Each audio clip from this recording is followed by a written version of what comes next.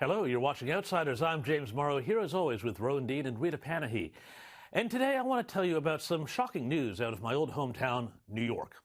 Now, you probably all know that when it comes to the coronavirus, New York has done a terrible, awful, no good, very bad job of it. It is, second only to neighboring New Jersey, the most deadly place in the country for COVID-19 deaths, suffering around 2,355 deaths per million since the start of the pandemic. This makes it a far worse performer than nations like Belgium, Italy, and the UK, which have all been portrayed as coronavirus disaster zones. And it is largely the fault of this man, Andrew Cuomo, governor of the state.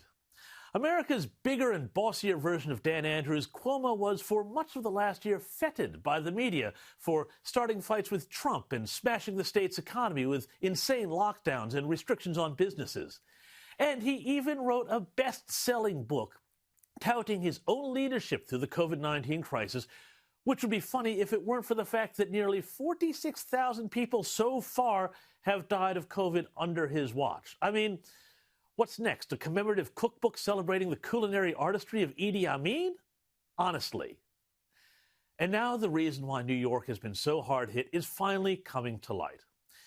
For some time now, observers, including myself, have said that Cuomo's pandemic order to nursing homes, demanding that they take COVID-positive patients, no matter whether or not they had the isolation facilities or PPE to deal with them, was a disaster. And the truth is, it is worse than we expected or knew. The New York Post this week revealed that Cuomo's administration deliberately covered up and hid data about nursing home deaths from federal government agencies because, wait for it, they were afraid that the numbers would be so bad that they would be used against them by the Department of Justice. Writes the Post, quote, Governor Cuomo's top aide privately apologized to Democratic lawmakers for withholding the state's nursing home death toll from COVID-19, telling them, quote, we froze, unquote, out of fear that the true numbers would, quote, be used against us by federal prosecutors, the New York Post has learned. And those true numbers were staggering.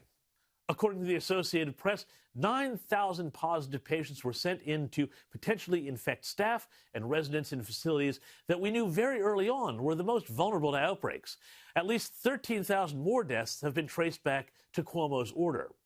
Now, Cuomo, once a darling of the press, is now ducking the media, which no one should forget did their level best to cover for Cuomo as the pandemic raged and the death toll soared.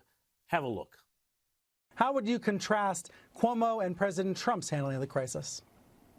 Truth versus mendacity. Governor Cuomo out there day after day after day, everything Trump isn't. Honest, direct, brave. Real leadership of the kind the President of the United States should have provided. Governor Cuomo is clearly living in a totally different reality, the actual one, than the President of the United States. Governor Cuomo has become a national leader. For a lot of people, Andrew Cuomo has become the leader of the Democratic Party. He is conveying incredible strength.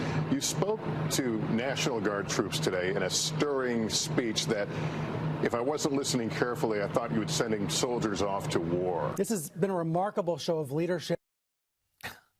Pretty sick-making stuff. Of course, that was back when the media's mission was simply to get Trump. Now that he's gone, maybe a few of those so-called journalists might get back to doing their jobs. I'm not holding out too much hope, though.